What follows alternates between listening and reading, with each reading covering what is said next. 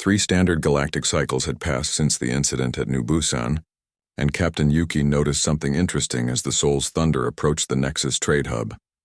Every alien vessel in the system immediately changed course to avoid getting too close. Not out of fear of human weapons, but out of fear of accidentally scanning human technology. "Captain," Lieutenant Tay called from his station, "we're receiving the standard warning broadcast from the trade hub's traffic control." "Put it on speakers," Yuki said. A mechanical voice filled the bridge. "Attention all vessels, human battleship detected in local space. Reminder that deep scanning human technology violates Galactic Council Regulations 847 Omega through 852 Beta and may result in permanent computational trauma.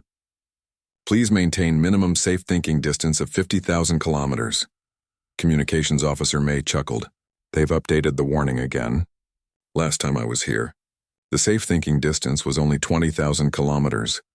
The truth was that the Galactic Council had quietly passed Resolution 847 Omega 6 months after the Great Galactic Headache, officially called the Regulation on Cognitive Safety Protocols for Undetermined Technology.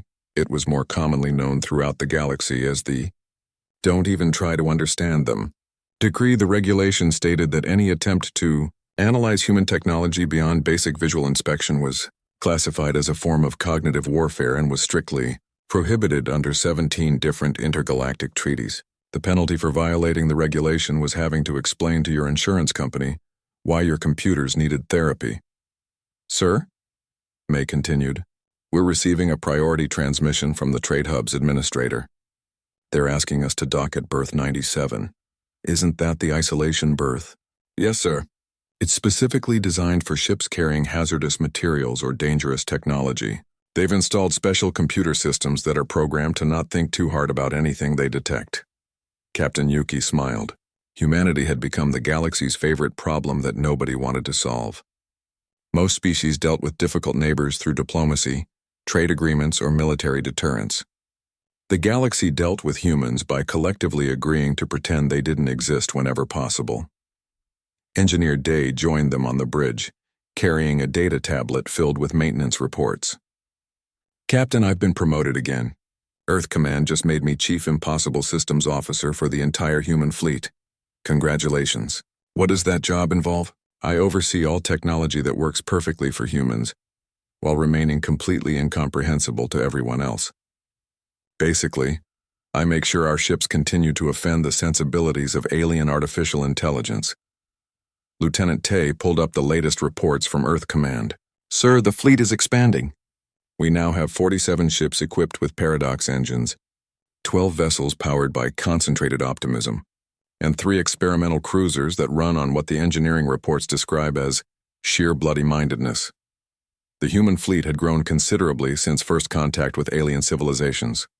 Each ship was a mobile impossibility, designed not just to defend human space but to remind the galaxy that humans refuse to accept limitations. The ships didn't just carry weapons. They carried the idea that the universe's rules were more like guidelines.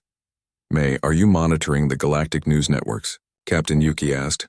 "Always, sir. The Kethamoran Scientific Collective just published a new study about human technology.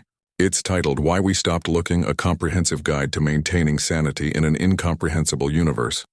She pulled up the abstract on the main screen. The document was surprisingly short for a scientific paper. Human technology operates on principles that cause immediate and lasting psychological trauma to any sufficiently advanced intelligence that attempts to understand it. Our recommendation is simple. Don't. Trust us on this one. Dr. Veltar had become something of a celebrity in scientific circles, though not for the reasons he had hoped. He now worked as a consultant for the Galactic Council's Department of Incomprehensible Phenomena, which was a polite way of saying he spent his time telling other scientists not to make the same mistakes he had made. His standard presentation to new xenobiologists consisted of a single slide that read, "Just don't. Trust us on this one." Most attendees left feeling that their expensive education had been wasted, but they also left with a healthy respect for the dangers of curiosity. "Captain," Tay reported, "we're receiving a transmission from the Trade Hub. They want to know if we need any special accommodations for our reality challenge technology. Tell them we're fine." Our technology is working exactly as intended, which is to say it's working despite having no logical reason to work. The Soul's Thunder docked at the isolation berth without incident. The trade hub's computers, specially programmed to avoid thinking too hard about anything, simply logged the ship as present but not necessarily existing, and charged the standard docking fees for vessels of indeterminate nature. Day checked his tablet and looked up with a grin. "Captain, I just received an interesting update from Earth Command. The Galactic Council is considering giving humanity a special status classification. What kind of classification? Species of interest. Do not examine too closely for your own safety. It would be the first time in galactic history that a civilization has been classified as dangerous to study rather than dangerous to fight." May pulled up the latest diplomatic reports. The Andromedian Republic has formally requested that we not park our ships near their research stations. Apparently, their scientists keep trying to figure out our technology even when they know it's dangerous. They're asking us to help them resist temptation by staying away. Captain Yuki nodded. This was exactly what humanity had hoped for when they first developed their impossible technology. Instead of being conquered or absorbed by more advanced civilizations, they had become the galaxy's favorite enigma. Nobody wanted to fight them, because nobody could figure out how their weapons worked. Nobody wanted to study them because the act of studying them was hazardous to mental health. "Sir," Tay said, "I'm reading something interesting in the diplomatic channels. The Galactic Council is considering establishing a new department specifically for dealing with human-related incidents. What would they call it? The Department of Inexplicable Phenomena and Cognitive Safety. Their job would be to investigate any situation where someone accidentally tried to understand human technology and needed professional help recovering from the experience. As the crew prepared to disembark for shore leave, Engineer Day made his final rounds of the ship's impossible systems. The Paradox engine hummed contentedly in its chamber, happy to have spent another day successfully confusing the universe. The perception cannon remained safely powered down, its conceptual ammunition stored in specially shielded containers that were labeled with warnings in 47 different languages. "How are our systems doing, Day?" Captain Yuki asked over the communication system. "All impossible systems are functioning within acceptable parameters of impossibility, sir. The Paradox engine is maintaining a stable state of contradictory existence, and our reality distortion field is successfully making alien sensors question their life choices." May finished her final report and looked up with a smile. "Captain, I just intercepted a message from the Velkari Collective to the Zephyrian Empire. They're sharing updates to their human technology avoidance protocols. The new version includes instructions for their scientists on how to look away quickly if they accidentally glimpse human engineering specifications." The Soul's Thunder powered down for its stay at the trade hub. Automated warning systems throughout the station updated their broadcasts. The new message was simple and direct. Reminder: human technology is present in this system. Do not attempt to understand, analyze, or think too hard about any unusual readings. If you experience symptoms of logical confusion, existential dread, or the sudden urge to divide by zero, please report to the nearest medical station immediately. Captain Yuki stood on the bridge and looked out at the busy trade hub. Ships from dozens of civilizations moved through the station's traffic lanes, all carefully maintaining their safe thinking distance from the human vessel. It was a perfect example of humanity's approach to galactic relations. If you can't join them, confuse them until they leave you alone. And in the depths of the ship, the Paradox engine continued its quiet work of making the universe slightly less certain about its own rules.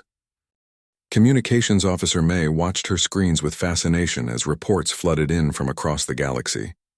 The Soul's Thunder's automated response to the scanning attempt had triggered something that the crew was already calling the Great Galactic Headache. "Captain," May called out, "you need to see this. The scan data from that research ship was automatically shared with the Galactic Council's military analysis network." Captain Yuki moved to her station and looked at the incoming messages. "How many systems are affected? So far, 17 major civilizations, 43 research facilities, and every military computer in the Galactic Council's defense network. They're all trying to process our technical specifications at the same time." The Soul's Thunder's blueprints had been designed with this exact scenario in mind. Human engineers had learned early in their contact with alien civilizations that sharing their technology was dangerous. Not because the aliens might steal it, but because the aliens might try to understand it. Engineer Day's voice came through the communication system. May, are you monitoring the alien communication channels? Everyone I can access. The Velkari. Collective just declared a state of emergency because their computers started trying to calculate the square root of negative friendship.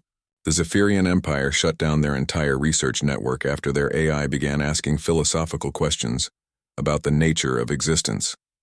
Lieutenant Tay looked up from his console. The Mordak fleet is retreating. They're targeting computers. Couldn't figure out which of our 17 simultaneous locations to shoot at. Captain Yuki nodded with satisfaction. Human military doctrine was proving itself once again. When facing overwhelming odds, the best strategy was to be so completely confusing that the enemy gave up trying to fight you. What's the situation with that Kethmaran research ship? Yuki asked. The Enlightened Pursuit is limping away at quarter speed, May reported. Their computer core is making sounds that roughly translate to confused screaming in their language. Dr. Veltar has been sending increasingly desperate messages to anyone who will listen, warning them not to scan human ships. The truth was that this wasn't the first time this had happened. Humanity's impossible technology had a perfect track record of causing mental breakdowns in any alien intelligence sophisticated enough to truly analyze it. The more advanced the alien civilization, the harder they crashed when confronted with human engineering. May pulled up a message from Earth Command that had arrived an hour earlier. Captain, Admiral Song wants to speak with you. The main screen flickered to life, showing Admiral Song sitting in her office back on Earth. Behind her, May could see charts and graphs documenting similar incidents throughout human space. Captain Yuki, Admiral Song said, I see you've encountered another curious alien civilization. Yes, Admiral. The Kethmaran were scanning us with some very sophisticated equipment. Admiral Song smiled. And how did that work out for them? About as well as you'd expect. Their computers are having existential crises, and they've broadcast warnings to half the galaxy telling everyone not to look at our ships too closely. Good. That should buy us another few months of peace. Admiral Song leaned forward. Captain, I want to brief you on something that's not in the standard mission files. Are you familiar with Project Impossible? Captain Yuki shook his head. No, Admiral. Project Impossible is humanity's insurance policy against more advanced civilizations. When we first encountered alien technology, we realized we were decades behind the galactic standard. We couldn't match their weapons or their defenses, so we decided to build technology that was so confusing that no one would want to fight us. May listened with growing amazement as Admiral Song explained humanity's secret strategy. Instead of trying to compete with alien technology on its own terms, human engineers had decided to create technology that worked by completely different rules. The secret, Admiral Song continued, is that human technology doesn't actually violate the laws of physics. It just ignores them when convenient. The universe is so baffled by humanity's audacity that it occasionally forgets to enforce its own rules around human equipment. How is that possible? Captain Yuki asked. Because humans have a unique trait among galactic species. We can believe two contradictory things at the same time without going insane. We call it compartmentalization. Aliens call it a primitive mental quirk. We use it to build impossible machines. Lieutenant Tay looked up from his console. Admiral, we're receiving reports from across the galaxy. The Galactic Council is calling an emergency session to discuss the human technology problem. Admiral Song nodded. They do that every few years. It always ends the same way. They declare that human technology is too dangerous to study and pass another resolution telling everyone to leave us alone. May pulled up the latest reports from the Galactic Communication Network. Admiral, the Andromedean Republic just shut down their entire scientific research program. Their head scientist tried to understand our faster-than-light drive and had what they're calling a logic-induced nervous breakdown. That's Dr. Zeph Tar, Admiral Song said with a chuckle. He's tried to analyze human technology 3 times now. His assistants have learned to keep sedatives handy whenever someone mentions human engineering.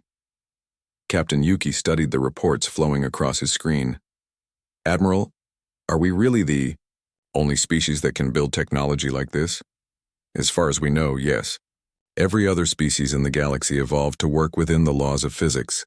They find efficient solutions to engineering problems. Humans evolved to look at a problem and ask, what if the laws of physics are wrong? Then we build machines that prove they are. Engineer Day's voice came through the communication system again. Captain, the Paradox engine is detecting something interesting. The alien scanning attempt seems to have triggered a cascade effect across their entire network. What kind of cascade effect? Admiral Song asked. Every computer that tried to process our technical specifications is now sharing the confusion with other computers. It's like a virus, but instead of spreading malicious code, it's spreading mathematical impossibilities. May watched her screens as more reports came in.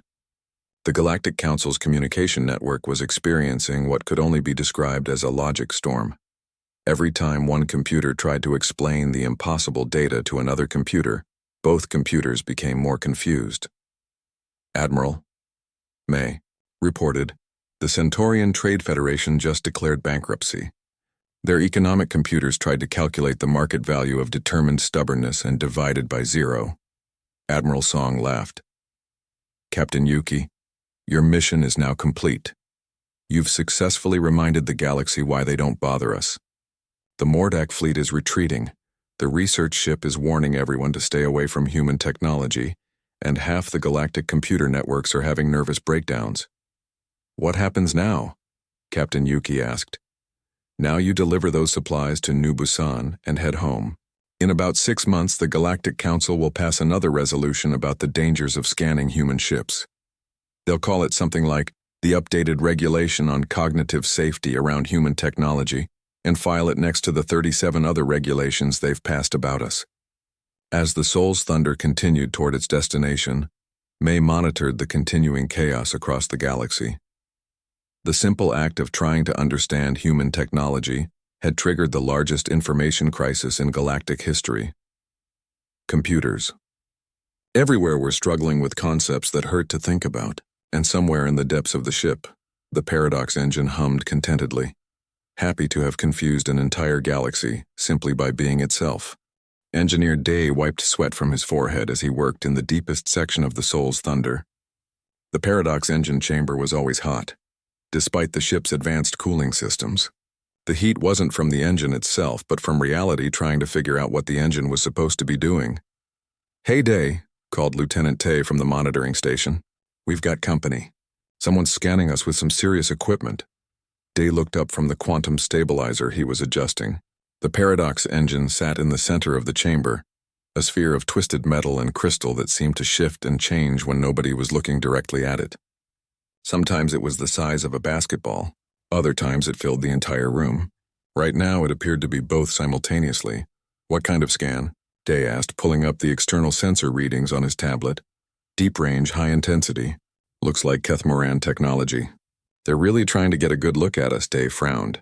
The Kethmoran were known throughout the galaxy as brilliant scientists. If they were scanning the ship, they were probably trying to figure out how human technology worked. That could be a problem. Are they getting through our standard countermeasures? The basic stuff is holding, but this is a serious scan. They'll break through in about 10 minutes. Day nodded and turned back to the Paradox engine. Most species in the galaxy built their technology by working within the laws of physics. They discovered what was possible, and then found efficient ways to do it. Humans had taken a different approach. They decided what they wanted to do first, then figured out how to make the universe cooperate. The Paradox engine was the perfect example of human engineering philosophy. It worked by creating a small bubble of space where the laws of physics became suggestions rather than absolute rules. Inside that bubble, energy could be created from nothing. Matter could exist in multiple states at once, and effect could come before cause. Day, the scan is getting stronger, Tay warned. They're about to hit the engine chamber. Let them, Day said with a smile. In fact, let's give them something interesting to look at. He activated Protocol 7, one of the ship's most classified defense systems. The Paradox engine began to resonate, sending out waves of impossible energy. The scanning beam from the alien ship struck the engine chamber and immediately began receiving data that shouldn't exist. According to the readings now being transmitted back to the enlightened pursuit, the paradox engine was simultaneously running at full power and completely shut down. It contained infinite energy while being utterly empty. It occupied the space of a small room while extending across several light years. Each reading contradicted the others, but all of them were technically accurate. "How's it going, Day?" Captain Yuki's voice came through the communication system. "Just fine, Captain. Our new friends are getting a real education in human engineering." The truth was that human technology worked because humans had a unique ability among galactic species. They could hold two contradictory ideas in their minds at the same time without going insane. Other species called this compartmentalization and considered it a primitive mental quirk. Humans called it thinking outside the box and used it to build impossible machines. The paradox engine was powered by controlled contradictions. It generated energy by being both on and off, created thrust by moving forward and backward simultaneously, and maintained structural integrity by existing and not existing at the same time. The engine didn't violate the laws of physics so much as convince them to take a coffee break. "Tay, what's happening with our scanning friends? Their computers are starting to struggle. I'm seeing error messages in their data stream." "Lots of error messages," Day chuckled. "This always happened when advanced alien civilizations tried to analyze human technology. The more sophisticated their computers, the harder they crashed when confronted with deliberate paradoxes. The problem was that alien artificial intelligence was too logical. When presented with contradictory data, they tried to resolve the conflicts through reasoning and analysis. Human computers, on the other hand, were designed by humans. They were programmed to accept that sometimes things didn't make sense and just keep working anyway." "Captain," Day called through the communication system, "the aliens are about to discover why we don't let people scan our ships. Are our secrets safe?" "Completely. No alien mind can understand technology built on the principle of, 'because we said so.'" The paradox engine pulsed, sending another wave of impossible data toward the scanning ship. According to the readings, the Soul's Thunder was now traveling backward through time while moving forward through space. It was also somehow smaller than an atom while being larger than a star. Day checked his monitoring equipment. The alien scanning beam was starting to fluctuate as their computers tried to process the contradictory information. He could almost hear the alien scientists scratching their heads in confusion. "Day, I'm reading massive computational strain on their scanning ship," Tay reported. "Their AI systems are going into recursive loops. That's normal. How are we doing with the Mordak fleet?" "Captain Yuki has them handled." Turns out Mordak targeting computers don't like it when their targets exist in 17 different locations at once. Day nodded with satisfaction. Human military doctrine was simple. If you can't outfight them, confuse them until they give up.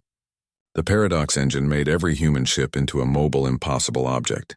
Enemy weapons couldn't hit targets that were simultaneously there and not there. Enemy sensors couldn't track ships that were moving in all directions at once. The best part was that it all worked perfectly for humans. They didn't need to understand the contradictions because they were comfortable with contradictions. A human pilot could fly a ship that was going backward and forward at the same time, without any mental strain. An alien pilot would have a nervous breakdown just looking at the navigation display. "Warning, warning," the ship's computer announced in a cheerful voice. "External scanning detected. Deploying confusion countermeasures. Have a nice day." The paradox engine shifted into its secondary mode.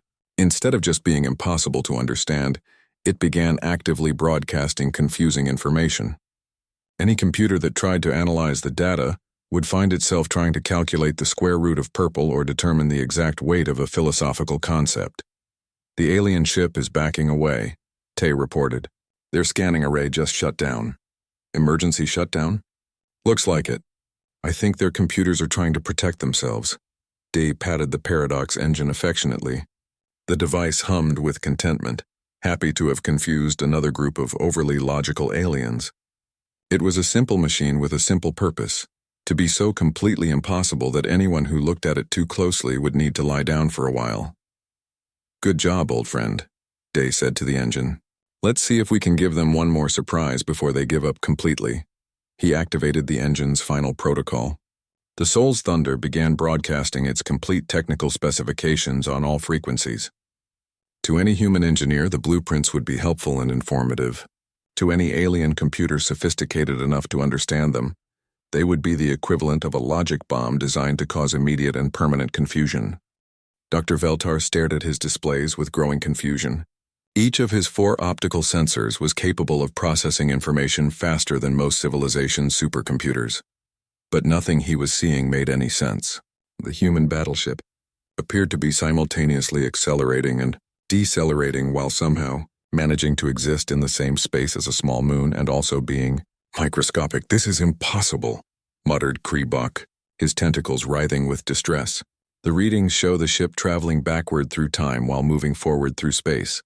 The main computer began making sounds that roughly translated to electronic whimpering. Warning lights flashed across the bridge as the ship's most advanced analytical systems started reporting critical errors. The scanning array was overheating not from energy output, but from trying to measure something that insisted on being unmeasurable. "Doctor," called the ship's AI through speakers that now crackled with static, "I'm experiencing difficulty processing the incoming data. The target vessel appears to violate several fundamental laws of mathematics." Veltar had never heard their AI sound uncertain before. The Enlightened Pursuit's artificial intelligence was considered one of the most advanced in the galaxy. It could calculate the orbital mechanics of entire star systems, while simultaneously translating between 17 different languages. Now it sounded like it was having an existential crisis. "Can you give me a summary of what we're seeing?" Veltar asked. "The human vessel is yes and no simultaneously. It contains energy readings of both 0 and infinity. The mass varies between negligible and equivalent to a black hole. The ship's location is currently listed as everywhere and nowhere. I recommend we stop looking at it before my logic circuits suffer permanent damage." On the Soul's Thunder, Weapons Officer Jin prepared the ship's secondary defense system. Unlike conventional weapons that destroyed matter or energy, the perception cannon attacked the target's ability to understand what they were seeing. It didn't fire projectiles. It fired concepts that hurt to think about. "Captain," Jin reported, "the aliens are really trying hard to figure us out. Should I activate the perception cannon?" Captain Yuki considered this for a moment. "Not yet. Let's see how far they push their luck first." Engineer Day's voice came through the communication system from the engine room. "Captain, their scanning is getting more intense. I think they're using military-grade analysis equipment now." "Are they getting through our defenses?" "No, but they're about to trigger our automatic response systems. You might want to warn the crew to brace for cognitive overflow." Captain Yuki activated the ship-wide communication system. "All hands, this is the captain. We're about to demonstrate to our alien observers why the Galaxy Council has a 'don't look too hard at human ships' policy. Please secure any thinking-intensive activities for the next few minutes." The crew of the Soul's Thunder had been through this before. Whenever alien civilizations tried to understand human technology, the results were predictably chaotic. The more advanced the alien civilization, the harder they crashed when confronted with human engineering principles. Back on the Enlightened Pursuit, the situation was rapidly deteriorating. The ship's computers began experiencing what human programmers would recognize as a stack overflow. But instead of running out of memory, they were running out of logic. Each attempt to rationalize the contradictory data created new paradoxes that needed to be resolved, which created even more paradoxes. "Doctor," the tactical officer called out, his voice high with panic. "The secondary computers are starting to shut down. They're reporting that mathematics has stopped working." Veltar rushed to the main console and tried to access the scanning data directly. The screen displayed a simple message. "Error, cannot divide by purple. Please try again with a number that exists." "What does that even mean?" Kreebok asked. "I don't know," Veltar admitted. "Our computers have never reported errors like this before." The ship's AI spoke again, its voice now distorted and confused. "Doctor, I have successfully calculated that the human vessel weighs approximately 17 thoughts and is moving at the speed of confusion. I believe I may need maintenance." Dr. Veltar had spent 300 years studying alien civilizations, and he had never encountered anything like this. The humans weren't using advanced technology in any recognizable sense. They were using technology that seemed to work by refusing to follow the rules that governed the rest of the universe. "Sir," the communication officer called out, "we're receiving a transmission from the human ship. They're broadcasting their technical specifications." "Put it on screen," Veltar ordered. Perhaps seeing the actual blueprints would help explain what they were dealing with. The display filled with technical diagrams and specifications. At first glance, they looked normal enough. Then Veltar began reading the details and his confusion deepened. According to the blueprints, the ship's engines worked by asking nicely and were powered by the determination to succeed.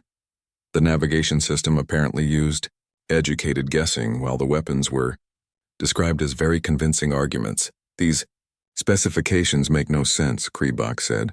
How do you build an engine powered by determination?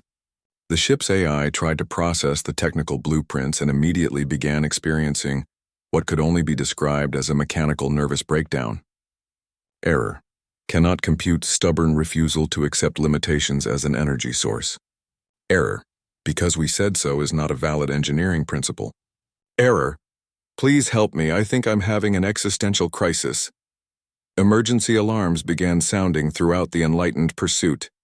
The computer core was overheating as it tried to understand engineering specifications that violated everything it knew about physics, chemistry, and basic logic. Cooling systems that had never failed in 50 years of service were struggling to keep the processors from melting.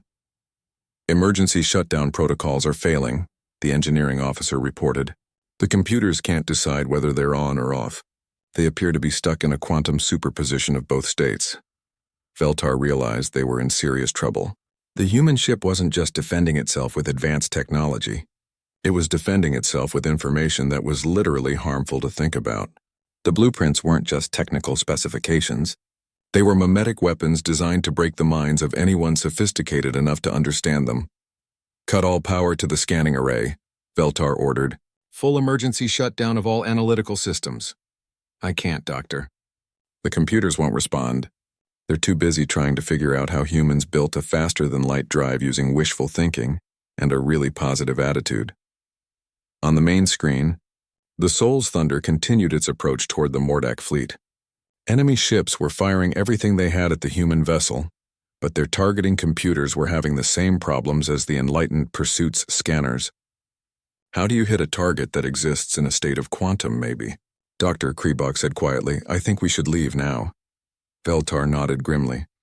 In all his years of research, he had never encountered a species whose technology was literally dangerous to study. The humans had somehow weaponized confusion itself. Their ships didn't just have defenses. They had the ability to break the minds of anyone who looked at them too closely. Plot a course away from the human vessel, Veltar ordered, maximum distance, and send an immediate message to the Galactic Council. Tell them that human technology is not to be scanned under any circumstances.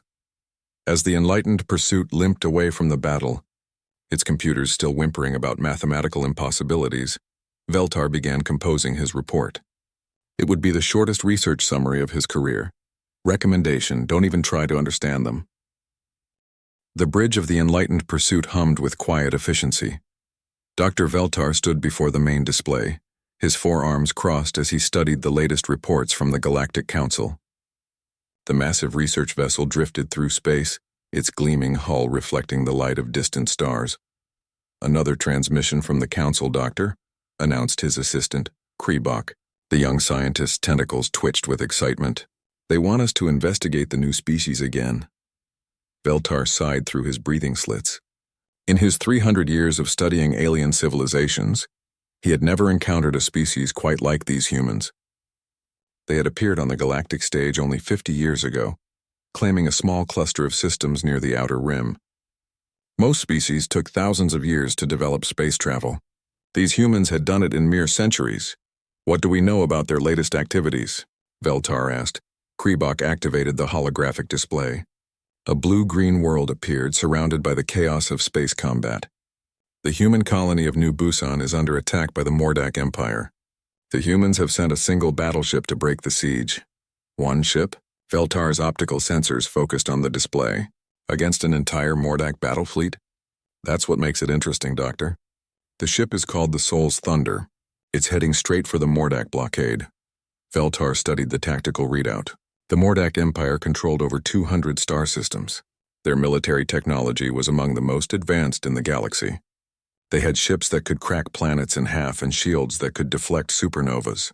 Yet here was a single human vessel, no larger than a Mordak cruiser, flying directly into their trap. Pull up everything we have on human military technology, Veltar ordered. The display shifted to show technical specifications. Human ships used fusion drives, which most civilizations had abandoned centuries ago for more efficient quantum propulsion. Their weapons were kinetic projectiles and primitive energy beams. Their armor was simple metal alloys. By every measure, human technology was at least 50 years behind the galactic standard. "Doctor," Kribok said hesitantly, "the Council's military advisors have classified humans as a Class 3 civilization. They don't consider them a significant threat." Veltar nodded, but something bothered him. He had spent his career studying how species developed, and humans didn't fit the pattern. They advanced too quickly in some areas while remaining primitive in others. Their technology seemed almost randomly distributed. "Show me the energy readings from their ships," he said. The display changed again. Veltar's breathing slits widened as he studied the data. The energy signatures from human vessels were inconsistent. Some readings suggested fusion technology, while others indicated something far more advanced. There were areas where the sensors couldn't get accurate readings at all. "These numbers don't make sense," Veltar muttered. "Look at this section here. The energy output is reading as both 0 and infinite simultaneously." Kribok leaned closer. "That's impossible, Doctor. Our sensors must be malfunctioning. Run a full diagnostic on the scanning array." 20 minutes later, Kribok returned with the results. "All systems are functioning perfectly, Doctor. The readings are accurate." Veltar stared at the display for a long moment. In all his years of research, he had never encountered technology that gave contradictory readings. Either the humans had discovered something completely new, or their technology operated on principles that the galaxy's best scientists didn't understand. "Doctor," the ship's communication officer called out, "we're receiving an update from the Mordak battle group. The human ship has entered the system. Put it on the main screen." The display showed the Soul's Thunder as it emerged from hyperspace. The ship was sleek and angular, painted in dark gray with bright red markings. It moved with surprising grace for something so large. Behind it, the stars seemed to shimmer slightly, as if space itself was bending around the vessel. "The Mordak commander is demanding that the human ship surrender," the communication officer reported. "They're giving them 60 seconds to comply." Veltar watched as the human ship continued its approach. It didn't slow down or change course. If anything, it seemed to be accelerating directly toward the center of the Mordak formation. "Are the humans responding to the surrender demand?" Veltar asked. "Yes, Doctor. They're transmitting on all frequencies. It's just one word, no." The word hung in the air like a challenge. Veltar had studied dozens of species, and most would at least try to negotiate when facing overwhelming odds. Humans, it seemed, preferred simple answers. "The Mordak ships are powering weapons," the tactical officer announced. "They're targeting the human vessel." Veltar leaned forward. This would be his chance to see human military technology in action. The Mordak used plasma cannons that could melt through most known materials. Their targeting systems were accurate to within micrometers. Against a single ship, they couldn't miss. "Doctor," Kribok said quietly, "shouldn't we move to a safer distance?" "No, we need to observe this. It might be our only chance to understand how human technology really works." The Mordak ships opened fire. Brilliant streams of superheated plasma lanced through space toward the Soul's Thunder. The beams should have hit their target in seconds. Instead, something strange happened. The plasma beams seemed to curve away from the human ship at the last moment. Not all of them, but enough to matter. The shots that did connect struck what appeared to be energy shields, but the shields flickered in patterns that hurt to look at directly. "Those aren't normal deflector shields," the tactical officer said, confusion clear in his voice. "I can't identify the technology." "Get me a detailed scan of that ship," Veltar ordered. "I want to know everything about it." "Doctor, that would require a deep-range scan. Protocol suggests we maintain observer status. Override the protocol. This is a scientific mission. Use the full power of our scanning array." The Enlightened Pursuit scanning system was the most advanced in the galaxy. It could analyze the molecular structure of objects from light years away. If there were secrets to uncover about human technology, this scan would find them. "Scanning array is powering up," the tactical officer reported. "Targeting the human vessel now." Veltar watched the displays as exotic particles and scanning beams reached out toward the Soul's Thunder. The human ship continued its approach toward the Mordak fleet, apparently unaware that it was being examined by the galaxy's most sophisticated sensors. The first readings began to come in, and Veltar's excitement grew. Finally, he would understand what made human technology so unusual. The answers would revolutionize galactic science and cement his reputation as the leading expert on emerging civilizations. He had no idea that he was about to make the biggest mistake of his career.